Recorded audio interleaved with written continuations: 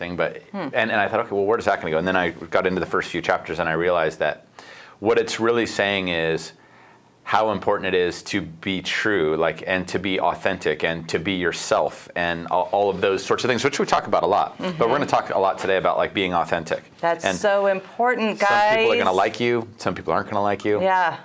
But if you are authentic, kind of this suggests, and it might be true, everybody's going to like you. If you are who you are and you don't try to pretend to be somebody else and all that. So we're going to talk about that. Okay. So the number one line, and I have to start since this is a sales call, number one is that the truth is that people dislike being sold and they love to be served. 100,000,000%. So the truth is that people dislike being sold and love to be served. And I thought that was pretty interesting because it's very true, and you know when somebody's selling you. Do you know what I mean? 100%. You know when somebody's selling you. And I personally think, though, and this is really a theme, but you've been down to Tijuana and then to Rosarito and Ensenada and all that, right? I've only ever been two times my whole life. Did you walk through the shops? Hell no. Oh, okay. You have to remember, I was an 80s girl, it was a different time. You didn't do that. That wasn't a thing. Well, for those of you guys that go down to Rosarito or go to Ensenada and go shopping or whatever when you're on the cruises or this or that or whatever. Oh, a cruise type thing. Yeah, it is the best salesmanship you will ever see.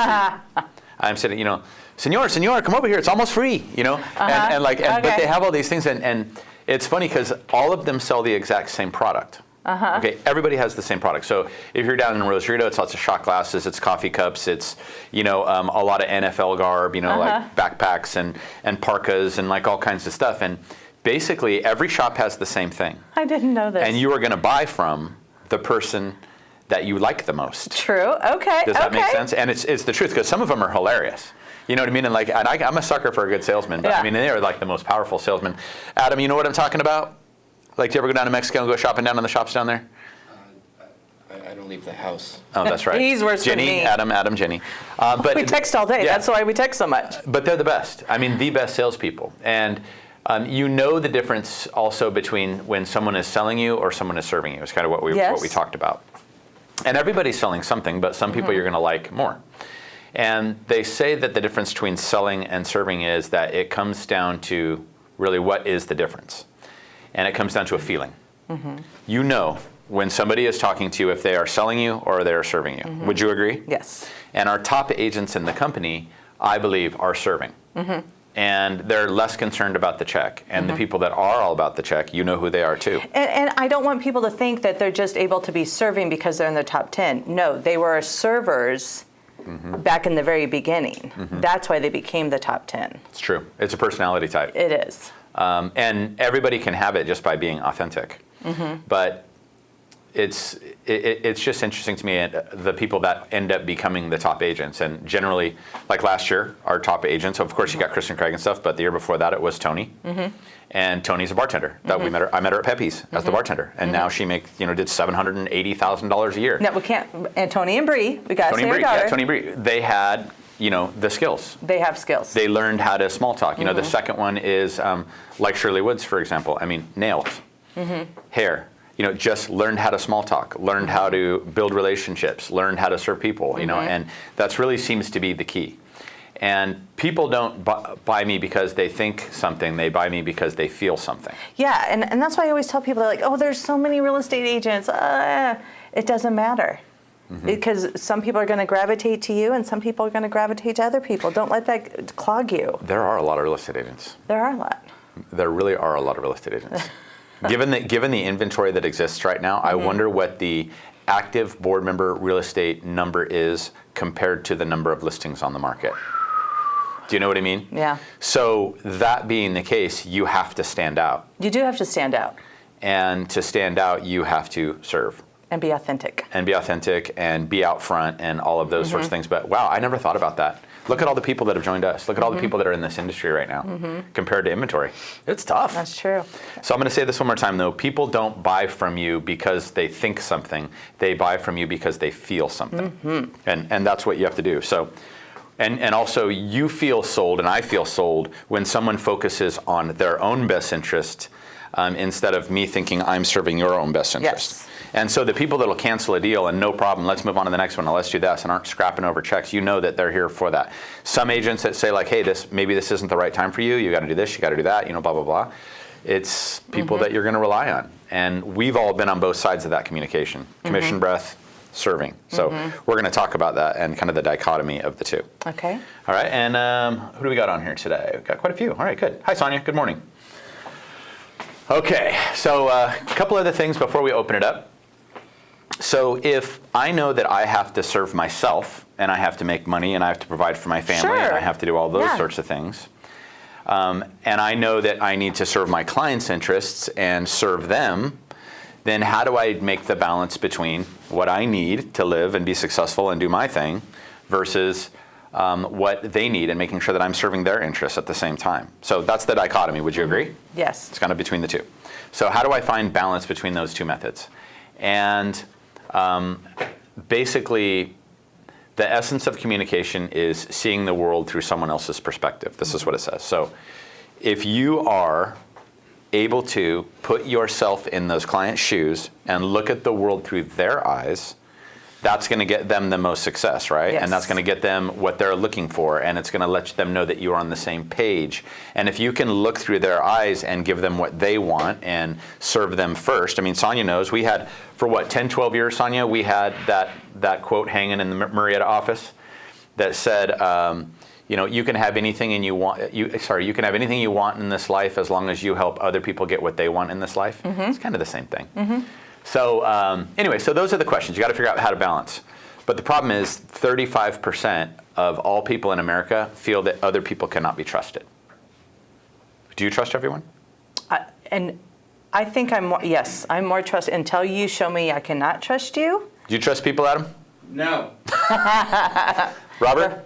Not 100%. Not 100%, right? I mean, and that's because of probably the 95.5, that 5% that screwed it up for everybody else, right? And the book again, people are wondering what the book is called. Sure, it's called From Selling to Serving. By who? By Lou Casara. And Casara. give me a signature. Hey, Chuck. Anyways, I met this guy at Secret Knock. Oh, I always want to go. Right. Who is it? Secret, but we talk about it. What's the secret knock? So our system tolerates a lack of integrity and almost expects it. And that's why when I go to the Midwest, probably when you were in the Carolinas, what was that like? When people are super nice to you, were you like, what do you want? At first it was very off-putting because you're like, why? It was. Why are they saying hello to me? What's going on here? And then here you want to do it. Like it's there, everyone helps everyone. Then you come back here and like you could not pull over on the side of the road and help a female. Right. You can't because they would think you were after something you were going to do. It's just so sad and different. So sad. Anyway, sorry. No, it's a little bit of life, right? Yeah. So anyway, so that's that. So right, Sonia, we gotta balance the two. What I want and need for my life, and my career, and my goals, and making sure that they get what they like, what they need, and their goals. So we get to this section where it talks about a hero, and what is a hero in today's world. And it's a person who is ready and willing to get involved in their own life, answer a call to serve, and can be seen taking action, right? Somebody that serves and you can see them. Like when you see somebody out there serving other people and making it happen for them. And when you normally think of a hero, and I have to admit, you think of an actor or an actress, you think of a performer, you think of an athlete, all those sorts of things. But military. Are those really the heroes? No. See, military serve, right? Yeah. So it's basically someone distinguished for action in service of other people. Yeah, firefighters, police officers. That's how you feel? Those are heroes? Yeah, because I know they make money to do it, but they don't make what they deserve. When you say actors and actresses, and we all know, give me a C-lister and I'm all in. I mean, we know that. But they're not doing anything to help this world, and they make so much more than the people who are out there risking their lives for us every day. Right. No, it's true. It's true. So here we go. Hero. Ready, Adam? Ready? H. We're going to go H-E-R-O. H. That's what I figured. Honoring people. Okay. Everything is about their relationships and their ability to pay attention to people. Oh. So honoring people is everything is about the relationship, right? And their ability to pay attention to people. So that's one. Good. That's the H, honoring people. E is encouraging people. They don't want to be controlling bosses. They want to build a community. And they're not necessarily big on pep talks, but in creating a place to share and do good work. So H is encouraging people. H is honoring people, right, and paying attention to relationships. E is encouraging people, meaning, creating, not necessarily be controlling, but like kind of build a team underneath yourself in real estate with everybody where everyone can do good work. Yeah. R is respecting people. Do not limit, exploit, or manipulate people, but instead love, care, and inspire people to be all that they are capable of. And I think that's my favorite. That's a great line. So respecting people. Do not limit, exploit, or manipulate people, but instead love, care, and inspire people to be all they're capable of being. I am loving this. You like this stuff? And I'm really tired, so I was concerned. I know you left the house this week. Are you okay? I know. It's been exhausted for 2 days. But I do like that. Love, care for, and inspire people to be all they're capable of. I think that's big. If we can all do that, help, because you know how capable everyone is. And O is opportunities for others. They do not make it about themselves. They let go of their ego. And that is truly the biggest barrier to success and leadership is what this book says, which is ego. It says they do not make it about themselves. They let go of their ego and they make it about other people. Why are you smiling? What's that look? I don't mean to. Honoring people, encouraging people, respecting people, and opportunities for others. Okay, so I'm sure a few of you guys have some comments on that. So can you think of some heroes? People that honor people, encourage people, respect people, and help them with opportunities? Can you think of anybody? You know who's comes to my mind right this second? LaRue Robinson. Really? She is on this call, and she has just been a badass for my sister-in-law getting a house. I went out of the house twice this weekend, by the way. Ooh. I know, it's crazy. Lori just got referred to as a hero, LaRue Robinson, by Jenny. That's pretty awesome. Yeah, she's really... Thank you, Jenny. That's pretty cool. Yeah. Can I second that? Because she was my hero this weekend because I couldn't get my zip forms to work at all. So she helped me get my offers in. So thank you to Lori as well. Nice. See? Look at you, Lori. Lori's like, glad I got on this call. I love that. I love that. Can you think, anybody else think of any? I see Deanna Homeyer says Dana Rising. Isabel said Leanne Murray. I love it. I love it. Sonia, who do you think of? Honoring people, encouraging people, respecting people, and opportunity for others. Anybody? Brad just said Lori's my hero too. Look at you. What do you got, Sonia? You're muted. But yeah, I mean, I can think of a few people too. Go for it. What you got?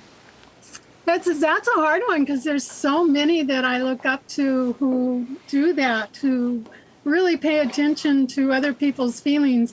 It's interesting. I was helping one of the agents recently, and they sent me some information they're putting out on a brochure, and it was all about I do this, I can do that, I do this. And I asked them to rewrite it and make it about the other person, about the people they're trying to reach out to.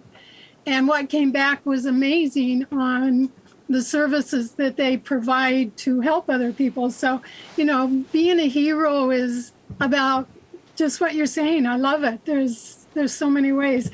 Any one person, probably my mom was the biggest hero I ever had. Aw. Don't you guys all hope your kids will say that too, someday about you? Yes.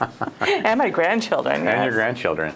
Yeah, so I like that. Honoring people, encouraging people, respecting people, and opportunity for others. So that is a real hero. And I do like that people are throwing out Lori. That's pretty fun. That means you're doing something right, Lori. I mean, that's pretty awesome. So I love it. Okay, so that's hero. And I think you guys will like this. This is really cool. And by the way, I'm still in the introduction of the book, okay, at this point. I'm still in the introduction. But it's just kind of laying out the framework of what it's going to look like. So part one of the book is called The Attraction Principle. And I'm just going to give you the one quote that was mentioned in the introduction, and it is, who you are being is more important than what you are doing. So who you are being is more important than what you are doing in terms of like success and serving and all those sorts of things. So I thought that was a really good one. That is really good. So who you are and everything you do is big.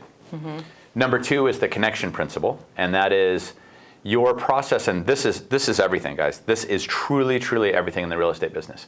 Your process of relating to others is your real product. Yes. Again, I'm going to say this. Your process of relating to others is your real process.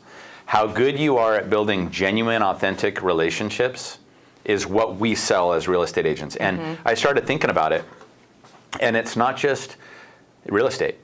You could be a teacher. You could be a janitor. I was just thinking that when... You could be a mechanic. You could Yes. be, but your process of relating to others is a real product. Because I can tell you, I use people all the time for stuff that are not very good at what they do, but I like them so much that I'm going to keep using them. That's so funny because I was going to ask you today about like Thanks a for car. keeping me around, Sean. Well, There you go. You're quite the opposite, but go ahead. But you know what I mean? Yeah. Like when you go into a restaurant and the food isn't that great, but that maitre d' walks you in and you're like, Jenny, Yeah. come on in. You'll Yeah. eat the crap food and be just okay with it. Because the way they relate to you and the way they make you feel is everything. You agree or disagree? I don't think I go eat shit food. Oh, well, food. Okay, I'm Okay, sorry. I don't go out. Hey, Adam, can you turn off that air conditioner, dude? It's cold enough outside. It's behind you, actually. Behind you on the ground. Let Adam come fix it. The air I- conditioner is? The thermostat. I'm over it. Oh, all right, We're whatever. gonna keep it on Jenny. No, it's fine. Leave it. It's okay. It's okay. All right, so can you guys believe he has the air conditioner on in here right now? I know. What's the temperature outside? 67. It was 99 on Saturday, and it's supposed to be hot. 67 today. You were hot? He was probably also taking care of me. No, he had to roll the desk from there to here, and he was The exhausted. controller's just not working. Fabulous. All right, so anyway, sorry. Your process of relating to others is your real product. Okay, number Yes. 3, the commitment principle, and this is another big one. The value of honoring your agreements. Okay. Right? The Yeah. value of honoring your agreements, of doing what you're going to say you can do. And that's my pet peeve. Yeah, you are very, very, very good at If you that. say you're going to Yeah. do something, you better effing do it. Because there are people relying upon you. Hey, I gave you, that wasn't even a commitment. I'm like, yeah, great idea. That's not a commitment. So the value of honoring your agreements, and be a knight, right? That's your oath. That's your oath. And a lot of people say they're going to do things and don't, but you want to be able to pass on, for whether it's, this is why we use LaRue and Point Mortgage and all that stuff. If I ask you to do something, Jenny, I want to be done. And I want to be able to say, that's going to be done, I can go. It's because handled. if you say you can do it, I know it's going to happen. And you can't say that with everybody. Some people, like, you got kids, you got to call them again, you got to call them in 10 minutes, you got to call them in an hour, you got to call them in 3 hours. And there are people that I know, even in this company, that when they say they're going to do something, don't do it. That's awful. And I got to stay on them and stay on them and stay on them, and then 3 or 4 days later, they'll finally get it done where I could have got it done in 2 seconds. Right. And I'm glad you brought up the whole LaRue and Point. That's where your team, and because your team is your LaRue, your Point, your mortgage, Right. your Right. home warranty. Right. I mean, I swear, back when I was in it, I could text Nikki at any time. I'm going to get an answer. Anytime. Yeah. Yeah. And so I think that's important. And that's why we always say, like, if somebody's dropping the ball somewhere, let us know. Because usually if you are in the service related, and even the complaints that we get on agents, it's because they said they were going to do something and don't. Yeah. You know what I mean? And it's Yeah. like, well, and then we have to try to unwind it. So anyway, so those are the 3 principles of the book. I want to go back over them again. Number 1 is the attraction principle, which is who you are being is more important than what you are doing. Number 2, the connection principle. Your process of relating to others is your real product. And number 3, the commitment principle, the value of honoring your agreements. Be a knight. Your oath is your oath. If you say you're going to do something, do something. If you say you're going to be somewhere, be somewhere. If you say you're going to be there at a certain time. If you tell someone you're going to call them at that time. If not, it's just, you're never going to have any I success. just feel like it's ethics. Like, I just keep, when everything you say, it's like if you just treat others how you want to be treated. It seems very simple. Be a person of your words, right? Yeah. And I think that goes down to, let's be a knight, really. I don't know why. I know. It keeps coming That back to Ethan me. Hawke. That Ethan Look Hawke. at him go. So anyways, okay, so on to chapter 1. Oh, okay. All right. So it says, be a first-rate version of yourself. And I like this one because it says, this starts with a quote again. Okay. This above all, to thine own self be true. William Shakespeare. So this above all, to thine own self be true. So it's again about being authentic. And whether it's your social media, whether it's your conversations, and this is going to sound really strange to you, and I'm interested to hear what Sonia has to say with this too, because this goes against a lot of the things we say. Insist on yourself, never imitate. Ralph Waldo Emerson. So don't imitate other people, be yourself. And I think that's interesting because we always say, like, what does a top producer do? These are the 10 things they do, go do it. You know what I mean? And so I thought at first, I'm like, oh my God, you're imitating top producers. You know, how can they say that? Do what they do. But it explains a little bit more, but go ahead. No, you take theirs, but everyone has their own twist. That's why we as Mastermind, that's why we share everything, because we're all individuals. We all have I can never do anything like you do it. Yeah, it's funny. I was talking to Holly this morning. She was talking about Chelsea Pietz, who is one of the top social media gurus in the country. And she says, everything has already been thought of. Everything has already been done. Every book has already been written. So the only original thing you have is your face, your voice, and your opinion. That's the only original thing you have, because even our thoughts have been programmed somewhere else. Yeah, somebody else has a thought. And it made me think like scripting. Ouch. Some people don't like scripting. This is called From Selling to Serving, Marisol. So for example, if I were to read a script, it's going to sound very different than if you read a script, because your personality is going to come across different than mine, different than Robert's, different than Sonia's, different than Brett's, right? So, but we're basically just regurgitating it, but at the same time, it's coming from your face, your voice, your opinion. So you just got to remember that. Still be you with whatever information you have. Love it. Okay? Love it. So, that being the case, it says we have to start building an authentic mindset. And I love it, because the reason people love Jenny, and I'll never remember this, but you're like... You'll never remember this? You're like, I always remember this. You're like, I went out to the gym and I had my stubby little legs going and da-da-da-da-da. And like, you're just so authentic with what you think and what you say. She doesn't hide it. She doesn't sugarcoat it. Whatever she's thinking, It's not always good. It is good, though. That's why people like you. But you also said I've been bitchy. Well, you're a little cranky. Look. It's like you guys that are married out there, everybody puts on, so this is the Jenny face that you guys see on the show. Okay? If she had to get up at 4:30 this morning and take her pre-workout and workout, it's going to be a rough day for the rest of us. Adam already thought I was passive aggressive. Oh my God. What do you mean? She was a little passive aggressive with me in the text today. At least I perceived it that way. Did you work out this morning and take pre-workout? No, I did not. Did you work out? No. Oh, well then that's just her. I guess.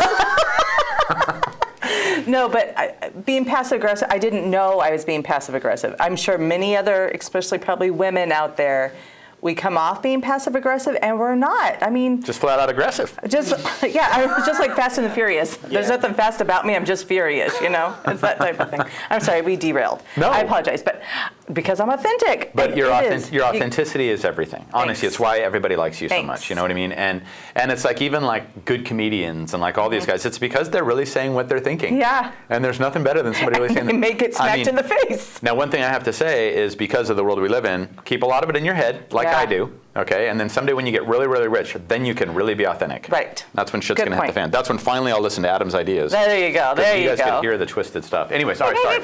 Building an authentic mindset. So here we go. Here are the 3 C's to building an authentic mindset. Ready? Okay. Number 1, be clear. Clear. Not dancing around things, hitting things directly, going right at it, saying what you mean. And I'm guilty of this because I try to sugarcoat a lot of stuff. But being clear, the key to your life and business relationships is being clear, saying what you want, saying what you want to do, and being just crystal clear in it. I'm not good at that. No, so I'm not good. I could definitely work on it. That's good. Yeah, but we know when we can read between the lines with you now. Well, yeah, I don't care, Adam. Just do what you want. No, it's no problem. Great, yeah. He said that. And I don't mean it. I don't know why I say it. So, right? Yeah. Number 2, yeah. I mean, if we say like, hey, you know what I would do if I were you? I'd probably call them.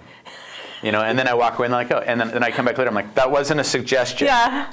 But it's me not being clear. Yeah, and passive aggressive. But I wasn't. I'm trying to say it nicely because I don't like to tell people what to do.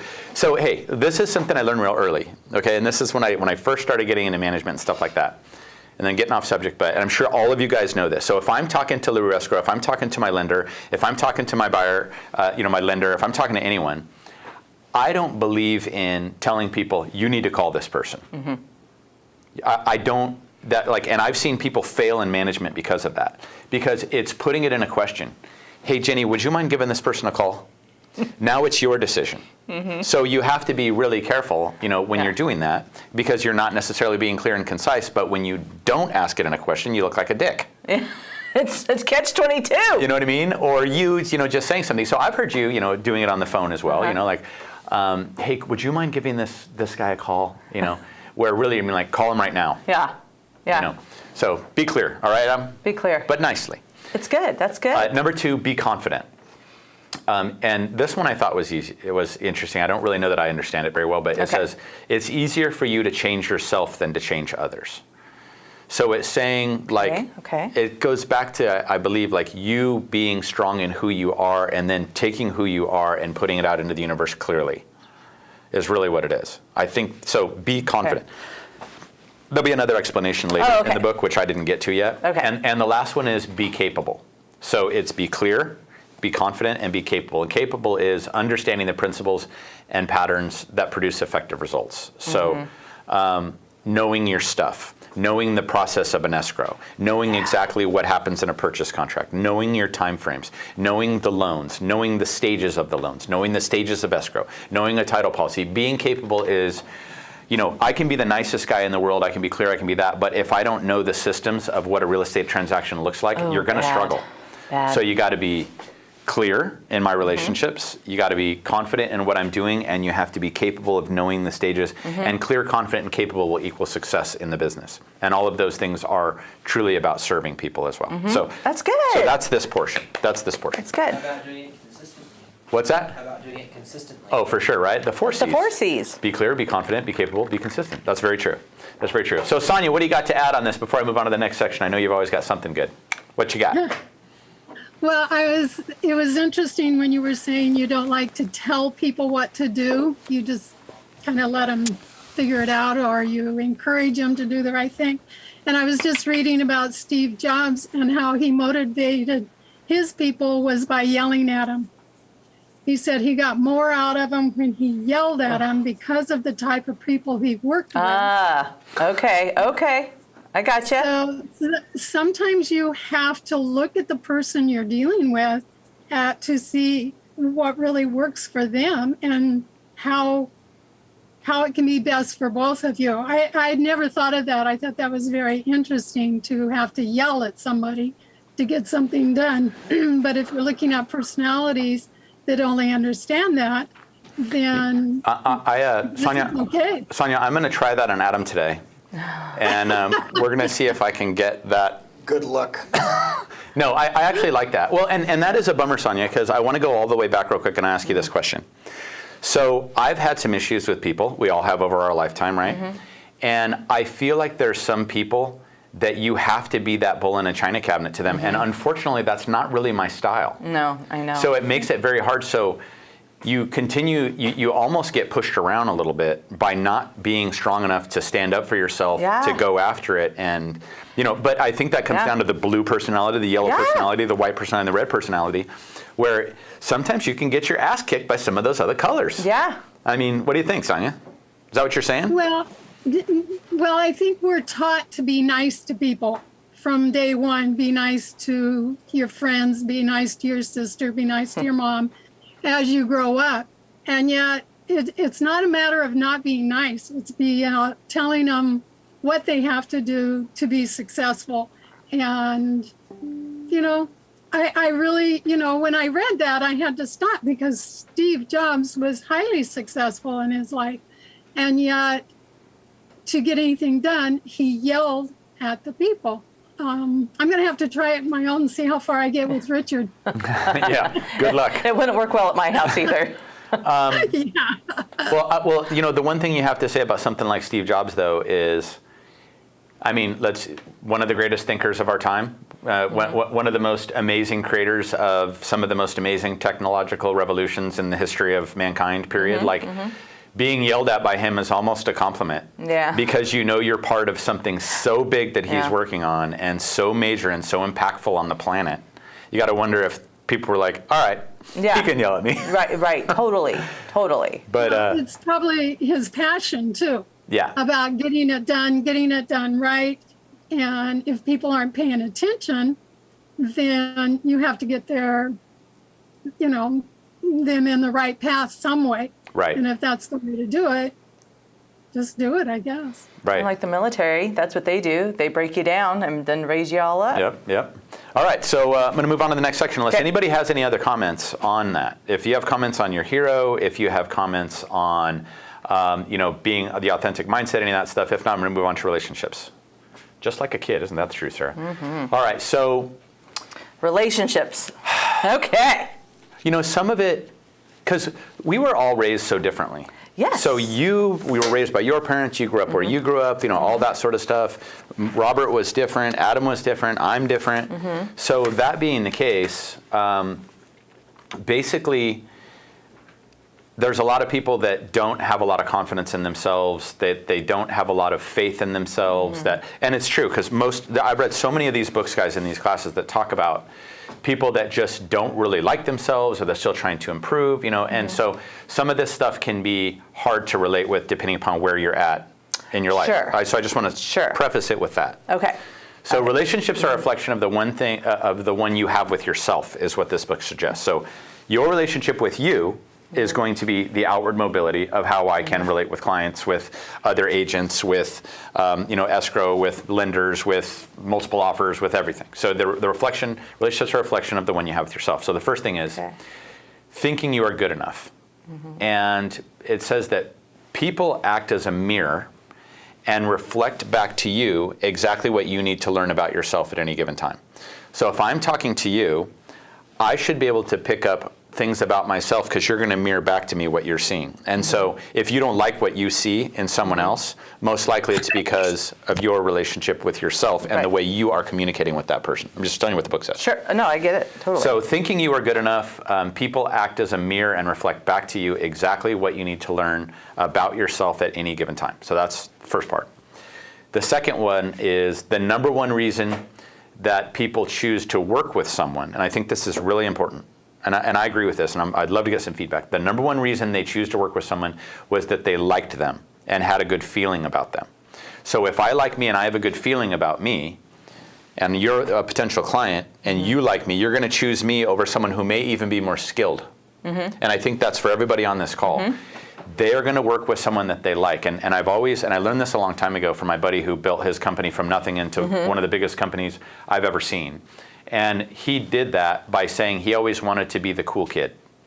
He said, and people want to work with the cool kid. So what you put out on social media, can people relate with that? Is it fun? Is it some kind of person that you want to be? And I think that authenticity comes through, and then people will be drawn to you based on whether they want to be part of you and part of your life. Like Penmorphis, her stuff is hilarious. I know. You know what she said this weekend? What? So I put something about how, my brain's 24, my knees 40 or 82 or something, whatever. She texts me, she goes like, hey, if you're still in a 2-story house, I can help you get in a single story. That's pretty funny. It's so good. That's really fun. But so when you see someone's outward presence in the world, you're most likely going to choose to work with someone. So just remember, you newbies out there, even your skill set is not as important as the relationships, being likable, and how you make other people feel in this business. So I have to say, because you're saying, when Jen Murphy and I came and interviewed here, we took a pay cut. Really? We took a pay cut to come work here, but we didn't care. It was you. First I met with you, and it was you, and then I met Sonia, and we took a pay cut, and we did not care. Really? Yeah. And it ended up working out. Yeah, I did. We ended up making way more than we were at the other place. Good. It's not always about the and there money. it is. There it is. And I think that's why we take things personal. And maybe you guys can relate with this, but if you're working with a buyer and that buyer goes and works with somebody else, it's very personal. It is. It because hurts. that means that they like that other person more, or you felt you were getting more value from that person, or both. And that's what hurts. You have to admit, like if an agent leaves the company, it is devastating to us. You should see Jenny; she's a disaster. I am. All right. I am. She said, we poured all that work in, but it's because you think they don't like you, and you think that you weren't giving them the value that they needed to live the most successful career they possibly could. I couldn't give them everything they needed. Correct. So that's a big one. And this is something else that kind of ties into this too when we're talking about whether or not they like you. Just something to help everyone out. I'm sure you're already aware of this, but dealing with people who have issues, so many times I have been blown up on by different people when the blow up had absolutely nothing to do with me or the situation. Right. It's not your lesson type It of had everything to do with what they were going through in their home life, what they were going through personally, in their relationships, in their finances, in their position in life, their children. Something big usually is going on. So when somebody does blow up at you, you don't always have to take that in a way that, it's something that you did. Yeah. And I've always looked at that. Like, some people can be the nicest, and then all of a sudden, out of character, they come in and they explode. It just makes me realize it's because of something else. And also, when that buyer, maybe they choose to use someone else, there's a whole other reason. Maybe it has nothing to do with you at all. Maybe you are fabulous. If you're in this company, you are fabulous. I would agree. You are fabulous. So it has nothing to do with you. But even when your lender loses it, yeah. or somebody at escrow's had a bad day, they're allowed to. They're allowed to. You've had one. So, but anyway, so relationships are a reflection of the one you have with yourself too. And if somebody were to blow up on me, I know I've done the best I could to help them out, and so I'm just gonna be like, okay, hey, it is what it is. Probably not me. So now I want you to take a minute, everybody out there, and I want you to think about the best relationships with people that you have in your whole life. Who is on your list right now of the best relationships you have in your life? And I'm talking about personally, and I'm talking about professionally. Right? So now if you're thinking about your best friends, if you're thinking about agents that you just connect with, whatever it may be, which ones are they? I want you to start there. Have you thought of a couple, Jenny? No. Okay. I was wondering what everyone else was thinking. Okay. Who do you have fabulous relationships with? Think about that. And my husband, Jeremy. Okay. We've worked really hard. Who else? My kids. Okay. Who else? Jen Ulmer. Okay. Who else? Anna Floor. Okay. All I right. was like, I better be in there. All right. So now I want you all to be thinking about these relationships that are really good for you guys. And here's the next question. What is the one thing all of those relationships have in common? Me. Okay. No? Well, yes, absolutely. But here's what it is, guys. Here's what the book says it is, and I agree with this. Yes, it's you, and you do have a nice outward, and it's okay that I wasn't on the list. I want you to know that, okay? Fine. I didn't get I'll remember that shit later, all right? I didn't get there, buddy. Whatever. Well, yeah, what, 18th down the list? I didn't talk to you all weekend. All right, I whatever. was busy. You make me go out. I know, sorry. So here's what it is. Here's the relationship and why it works with Adam and Jeremy and Jen Ulmer and everybody but me, all right? Here's why it works. It's because both you and the other person appreciate each other for who you are. See, we're too much alike. That's why. What? We're too much alike. No, let me go. Okay. So, but you and the other person appreciate each other for who you are. So when I look at like my best friends, and I know exactly who they are, you do not have to pretend to be someone else around them. No. There are certain people you can pick up the phone, and I'm sure like Adam can probably pick up the phone and call a few people, and I'd love to be on those conversations because they appreciate each other for the authenticity and for being who they really are. And I'm talking about those people. When I'm on my coaching calls with Sonia, I don't sugarcoat anything. See, and don't you want to be that free with everyone? Absolutely no sugarcoating. Doesn't it feel good? I feel like I'm pretty decent at that, and it can be good, it can be bad, but at least it's real. You know what that person's thinking, even if it's dribble and drabble and whatever, at least you know what they're all about. So the reason that you have the relationship, guys, with the people that you do and the people that you love and have those fabulous relationships with is because you guys can be authentic. I agree. And you don't have to be, you don't have to pretend. Now, some clients you have to pretend to be somebody else. Sure, it's networking. You got to get dressed up. You got to do this. You got to do that. So, just a thought. But it's your job. That's okay. Yeah. Right? Yeah. And I know with Sonia, and because she's had a lot of people that coached, and some people have stuck through it and been here for years and years and years, and some people have been here short term. And from what I understand with Sonia, and I don't mean to speak for you, Sonia, but when I'd say, hey, how's it going with so and so, you'd say like, it's a little bit rough, and it's because their wall is still up. And they're not being authentic, and they're still dancing around, presenting this show that's not necessarily real. Am I right about that, Sonia? That you have to break through in coaching to get past that point to where finally you see the real authentic person and not the show that they're trying to put on? Absolutely, and it happens more often than not because we always want people to think we're perfect, or maybe not perfect, but we've got it together, that we've got the life that we're really looking for, and we build those walls around us for protection, and it works for you. But if you can really begin to take that wall down and find out who you really are and enjoy the person you are and respect them and love them, your life changes tremendously. You know what, Sonia, I was just thinking about, when I think about some of the times I've been the most hurt, though, over the years, is when I have opened up to somebody and later on they shank you with it. Oh. Exactly. Do you guys know what I'm talking about? Absolutely. Yes. Yeah, Sorry. that's why, you know, sorry. But And that's why those walls are so tall and so thick and hard to break down, because the trust is lost. yeah. Yeah. And then it takes And forever that's to rebuild. Years. Absolutely. Years. And I think that's why they say if you have 3 or 4 good friends in your lifetime, you've done well. You know what I mean? Because those are the people that you can really, I mean, how many friends do you have out there that can call you from somewhere, from high school, from this, from that, from whatever, and you pick up right where you left off? Oh, yeah, totally. Yeah. So that's pretty cool. So anyways, Yeah. all right. So the one thing that they have in common again is you appreciate each other and you can be authentic. And it always says that, you know, remember we talked about imitating, is that you being a first-rate version of yourself is better than being a second-rate version of someone else. So when I say that, I'm talking about the people that are putting on the show. Yeah. Don't put on the show. Don't put on the show. Be you. I don't You're want awesome. it. I don't want to see it. You're super great. You know Yeah. what? I mean, everybody that, Yeah. everybody in this company, Robert, you know, Adam's okay. I mean, everybody, everybody, I'm No, kidding, Adam. it's so true. But authentic Adam is fabulous. Authentic Robert is fabulous. Yes. Authentic Jenny, authentic, Sonia, authentic Isabel, Brett. I mean, we know all these guys have been around for a long time, and you're all great. Yeah, just be Let you. it out, you know? So, Years now. what's that? Going on 8 years now. Here. 8 years, see? I mean, now I think we got Robert figured out. I We know. could do a whole session on that, too. Yeah, we could. A whole Monday motivation. Yeah. But, and I thought this was kind of cool. It says, and we're still in chapter 1, but most people are anxious to improve their circumstances, okay, but unwilling to improve themselves. Yeah. So how many times have we had and seen in our careers people jump to another company because they think that, oh, well, it must be the company. And no offense, but it's them. Because we've got everything you could ever possibly want. But people like to make those jumps because they don't want to take the time to work on themselves, which is where they really need to go. Is that? And wherever you go, you're going to have the same issue until you fix yourself. So, and maybe they go to that other company and they finally decide to all the work on time. themselves. You Happens know? all the time, and then they come back. Yeah, that's so true. Yeah.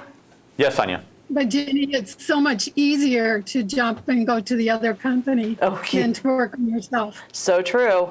And, Yeah. I mean, It's easier to take that path. it's just the way it is, and it's basically comes down to people are unwilling to do the inner work of their own self-reflection. And the newer people out there, I hate to say this, but I can tell you which ones are going to make it and which ones aren't. They're going to text you. We're going to know. We know who's going to make it and who isn't, based on the work they're doing on themselves and the work they're doing in prospecting and Right. the work they're doing in this industry, and the people that just disappear. And It's so true. If you're not coming in and doing the work, you have to. Oh my gosh. So I thought of you this morning. See, you are one of my no, heroes. don't even go there now, all right? It's too late. No, so my daughter, Justice, is in sales as well. Okay. She does Pampered Chef. Okay. She does better than most of our real estate agents. Okay. She's like, Mom, I need you to throw a party. I'm like, People? I'm like, what?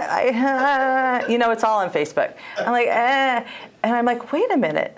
She just asked me for business, just like what we tell all of our agents to do all of the time. And my kid literally is doing it. You should be very proud of her.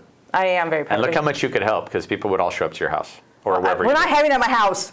Why not? They actually do them all on Facebook now. It's all just. It's, Oh, really? Oh, that yeah. doesn't Well, it's sound kind of like how everybody looks at houses now. You could look on, Oh, that's pretty cool. Yeah, Okay. but anyway, you have to ask for the business was my point. Oh, for sure. You are absolutely correct on that. I thought you were wrong. Oh. And I have to admit, Chuck was right. Aw, see? Okay, so obviously they're unwilling to do that self-reflection, and we've run into so many agents that are unwilling to do the work. I am in a refrigerator over here, Adam. Dude, you are It's killing cold. me, dude. It is freezing over here. Just going on top of The the bulkhead switch. and have I ice need cream. to unplug the switch. God, Adam, you have one responsibility, this room. Okay, I'm going to put that on his list. Sorry. It's going to be on his checklist, guys. We'll never. He does it on purpose, too. So you, He's like that. Oh. He's like Oh, that. wait. He's that dog that chews on your shoe when you're not looking, and you try to be mad at him, but he really did it on purpose. All right. Anyway. All right. So most successful people. Here it is, Okay. Adam. Number one, they're clear about where they are. Okay, Such they're clear as? about where they are. Here's where I am. Here's what I'm doing in my life. Here's where I'm at. Now I need to know where I got to go. So I'm here. Okay. Number two, they're confident in what they will and will not do. So I need to, and by the way, I got another book coming up. It's going to be fabulous. Sorry, I just finished reading it. Whatever. Confident in what they will and will not do. And number three, capable of aligning their intentions with their actions. So clear about where they are. This is where I'm at. Number two is I'm clear about what I need to do, what the best ways to get there. And number three are, these are my intentions. I want to do this. These are the actions I got to do to get there. Basic stuff, right? We talked about it a million times. So, all right, last but not least, in this chapter, benefits of being authentic. And I'm going to read this one because this is a quote. I love it. I love quotes. It says, focus on what you like best and do it to the best of your ability. You will not only be authentic, you will also be building on your strengths and therefore realize more of your potential than if you were trying to improve on your weaknesses. So whatever it is you are good at, spend your time even getting better at that. Yeah. You know, because we all have weaknesses. You know, I may not be somebody who's good at paperwork. No matter what I want to do, I'm just not good at it. But I'm good at being in front of people. So spend your time in front of people and get other people to handle that, doing whatever it may be. So what are you best at? What are you best at, Jenny? Well, actually, can I flip that? Yeah. I just keep thinking about like, okay, so now when they're new in the business, they don't know yet if they're good at open houses. They don't know if they're good at door knocking because they're so scared. Yes. I don't want to do it. I don't want to do it. I'm scared. Well, once you do it, you may say, oh, that's okay. And maybe you are going to be excellent at it. So just get better and better at open houses or door knocking or calling your sphere, you know. You don't know until you try if you're good at it. And I like that. And that is a big key to this business. And I think you guys all know that is, what is your wheelhouse? Yeah. And that's what we talk about all the time in masterminds. And you don't know until you try. So in the masterminds, we will take everybody in the room. We will give them their production list, and they will look over their 36 transactions or whatever, and then next to that, they write exactly where that came from. So they might put down open house, sign call, party, floor time, open house, mailer, open house, blah, blah, blah, blah, blah, blah, Susie, open house, da, da, da. And you start to realize that this person needs to be sitting open houses. Yeah. Or for certain people, and it was crazy, like when we did the Zings a long time ago, they didn't even realize that when I had them break it down, they had 8 from the phone book. 8 from the phone book. I love the phone book. And then when we did Kayla Fox, of her 36 transactions, 35 of them came from Instagram. So she knows her wheelhouse. Yep. You need to know your wheelhouse. For me, when I was in the business, mine was 100% from social gatherings. I had poker tournaments at my house. Everything, I joined the POA board. Like, I was out. I was a social networker. That was the best for me. But bringing them to my home, I would always take my clients. They'd come over. We'd have a drink on the deck or whatever, and go out on the boat. But it's for me getting them out on a social networking level. So my question would be, what is your wheelhouse? Yeah. You know what I mean? And so for each one of you, how about you, Brett? What would you say your wheelhouse? Because obviously Brett's been a badass lender for 30 years. What's your wheelhouse, man? Where have you always gotten the most of your business? And are you still working in that department as hard as you should be? Brett Murray. I did better when I had to walk the walk when I was training people.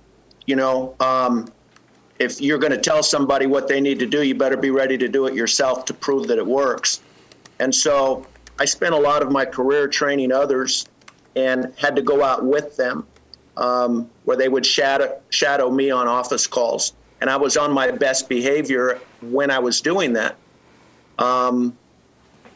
So you have to hold yourself to task. And I have found that with myself, if I'm only responsible to me, I don't do as well as if I consider myself responsible to others. So once I place that in my wheelhouse, that I'm responsible to others, it's much easier for me to get in front of people and to walk the walk and talk the talk at the same time. I like that, Brett, because we've always said when somebody becomes a mentor, their business doubles. When somebody, if they're a selling manager back in the day, which really don't do much, their business doubles. Yeah. It's because I like that. That's good, Brett. So, that is good, Brett. So it looks like we need to get you back into training over at Point and get you a couple of people. I'm actually not kidding. Yeah. If anybody on this call has friends or whatever that are looking to get into lending or are working on it, Brett truly is one of the best trainers ever. And I'll bet you'd be willing to take a couple of people into your wing, wouldn't you? Mr. Murray? You got to do it. It makes me a better guy. All right. Yeah. Well, there we go. Now, what else? I want to talk to a few other people on the call. Who else knows what their wheelhouse is? And you should be starting to figure out. Janie, do you know what your wheelhouse is? The best use of your time? Janie Krisofi, the best use of your time to continue to grow your client database the way you have over the years? It's my sphere of influence. It's not even my sphere. It's my follow-up with my sphere of influence. I like that. Well, and she gets custom stuff. She drops it off to their house. So hers is in her interpersonal relationships with people that she's known in the past. Is that would you sum that up pretty correctly? That's correct. And I really work hard at keeping in touch with them. You're good at it. Well, and hopefully everybody's doing that. You know, it was pretty cool. You'll like this, Janie. So I don't know if you saw it, but we had the Shredded event here at in the Cane Lake office. So I saw that. So John Horton called 100 people and invited them to bring down their stuff. Does anybody else see how badass that is? I mean, called 100 people to tell them if you have stuff to get shredded, bring it down. Look at him go. Right? He may not use our tools, but look at that man go. But you know that's going to have good results. So, okay, Melissa Flanders. I want to ask her too. So, Melissa Flanders, what is your wheelhouse? To be, you know, the six-figure real estate agent that you are, what is the best use of your time? I think for me, a lot of my business lately has been coming from social media. And it's quite funny because as agents, we post a lot on social media. We get about 13 likes out of 5,000 friends or 2,000 friends. But messages, I get messages all day long about, hey, what about this situation? I'm renting now. I want to buy. So people coming out of the woodworks. And although they don't like my posts, they're definitely watching. So keep up on the social media. I love it, and I agree. Point. Now I'm going to hit on you, Sherilyn Ocampo, because Sherilyn Ocampo is probably having, in the last 2 years, she's taken off like a rocket. Thank you, by the way, Melissa. She's taken off like a rocket. So Sherilyn Ocampo, if you are on, and you have not wandered away from yours, can you tell us what Sherilyn Ocampo's wheelhouse is? What are you best at? What blows up your business for you? To be honest with you, I have not even looked at where they're all coming from. Imagine if you do. That's going to be fun. But it's actually like most of them are referrals, actually, from past clients. I do get all the time if I do open houses. I don't like doing open houses, honestly. But when I do, I definitely try to get at least one lead from there. And the last, couple of times that I did open houses, I have sold and closed escrow. Wow. Right. Wow. You know, and Sherilyn, I want to ask you to do something. And you know, the zings, and a lot of people will say the reason they broke $1 million a couple of years ago was because of me having them do this exercise, which I want to suggest to everybody on this call. And that is, for the next mastermind, I'm going to print out every sale that you guys have all had in the last 16 months. Okay, I'm going to print them all out for each one of you guys that are in the mastermind and Silver Club for the next event we have. And then next to it, you're going to write where it came from. So the typical answer, Sherilyn, and this is for everybody, is most of them are referrals and blah, blah, and that's across the board. Mm-hmm. But what I'm going to ask you to do is actually really write it out. You're going to say, like, this one is from Susie at church. Mm-hmm. This one is from the mailman that I stopped and talked to, and he actually referred me his neighbor because he was talking to this person who wanted to sell. And what you will start to see is, because the referral answer is good because it is people that you meet and it is that, but when you really get into it and write exactly where it came from, you know what, I met this person at the tacos roll up, down here, blah, blah, blah, blah, blah. And then where I look at this, when I say this lady, Susie, referred me 3 people, it starts to give you a whole new perspective on where your clients are truly coming from, not just kind of the broad strokes, but exactly down to the T. And when we do that with Jennifer Murphy, and when I've done that with other people, what we start to find is a lot of places that people are investing lots of money is not the place where the leads are coming from. So if you took your money out of this and put it into this, you're going to get different results. Yep. Does that make sense? So the next Mastermind and Silver Club meeting that we have, we're going to do a complete analysis, wheelhouse analysis of everybody. And thank you for jumping in on that, guys, Janie and Sherilyn. So, okay, so that's that. The other thing is, do you remember when we had Bob Hamrick on from Las Vegas, and the owner of Premier? Mm-hmm. And I'll never forget it. I will steal it for the rest of my life. Is he said, do everything with intention. Yeah. He said, so if I'm going out to the ball game, with my grandkids or whatever to watch their game, I'm going to meet people. And he says, my goal is to meet 3. Mm-hmm. If I'm going to try to get my Facebook users up, I'm going to try to get 50 this week, 50. So everything I do with intention. Okay. I'm not wandering around the world letting things happen to me. I'm going places saying, I want to get this done. I want to get my Facebook account to this. I want to get my Instagram to this. I want to make this many reels. I want to do this, that, or the other. So the successful professional is clear on why they show up every day. They attract prospects and clients because they are open, friendly, caring, helpful, and considerate with people, but also because they know what they want and they know what they're doing. They're confident that their work matters and what I need to get done that day. So that's what I mean by intention. I got it. Capable with their talents and abilities and can create great results. On the other hand, there's the other type of agent which is not clear why they show up. They show up, they bounce into walls, they bumble around, they go to the kitchen, they grab coffee, they grab some donuts. Hey, what's Tom's doing? Da-da-da-da-da-da. And they lack a little bit of confidence. They're a little closed-minded. They could be a little distant. They're not engaging in the company, in the offices, all those sorts of things. They appear to be inconsiderate and that they don't care, or even resentful of what they do. There are people that come in and you can almost tell they don't like the business. Yeah. It's like, why are you here? What are you doing? So successful people pay attention to what is going on, at all times around them and what's happening inside them at that moment too. Yeah. And they connect with the fact that they're human beings, not human doings. Does that make sense? Yeah. So they're being authentic as well. Yeah, it's not about the actions. Again, it's about how we make people feel and all that stuff. So love it. So, and I always say this, you can be the best doctor in the world, and this is something I learned from a past life. You can be the best doctor in the world, but if you don't make people feel like you're working in their best interest, they're not going to do well. So you like the doctor that's nice and that's great and has a cool personality more than the one that's like the best. You like, because he gives you the warm and fuzzies or she gives you the warm and fuzzies. Would you agree? Yes. Yes. So anyways, all right, so we're almost wrapped up. We just got a couple minutes left, but I'm going to give you a couple little quotes. Okay.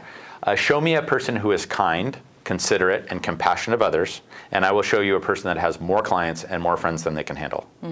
So show me a person who is kind, considerate, and compassionate to others, and I'll show you a person that has more clients and friends that they can handle. So I thought that was a big one. So it kind of talks about external efforts as basically directly in proportion to your internal conviction too. So you have to know what you're wanting to do, be intense. Jen Murphy is a great example of that, Brett. You'll produce exactly what you're thinking of at any given time. So looks like we got a minute, so I'm going to try to get this out quick. You got a comment though? Go ahead. I just want to say happy birthday to April Brown. Happy birthday, April. That's all I wanted to do. How old are we? Oh, you don't ask. 25? 26? I'm 39. Thank you. I'm 39 today. Oh, congratulations. No, I'm 55. You look 39. Boy, that's right up your alley there, Jenny. Thank you. Oh, that's awesome. So happy birthday. So I apologize, but I wanted to make sure. Okay, so real quick before we wrap up, here's the last couple questions I want you to be thinking about. And that is your purpose to make money or to make a difference? Is your intention to sell someone or to serve someone? Right? So, and I want you to think about this within yourself. Is your purpose to make money or to make a difference? Is your intention to sell someone or to serve them? And do you view your work as an obligation or an opportunity? And are your agreements with people exploiting and manipulative or truthful, transparent, and authentic? And in your relationship with others, are you competitive and adversarial or supportive and collaborative with working with other people? So are you competitive and adversarial with other people? Or are you supportive and collaborative in all your relationships? And that goes working agent to agent and all that sort of stuff. Yeah, I think this is good stuff for agents to really think about. Oh, for sure. So every day you change. So in the last, you're correct, 20 seconds, just remember and sum up of these last two chapters, who you are being is more important than what you are doing. Yeah. Who you are being is what is more important than what you're doing. And just remember that you have to have your inner convictions right before you can do good external convictions. So anyways, we are right at 10 o'clock, and Teresa DiCiola is now about ready to take over and going to give us hopefully an update of what's happening out there in the inventory market. DiCiola. Hey, Chuck. Good morning. Good morning.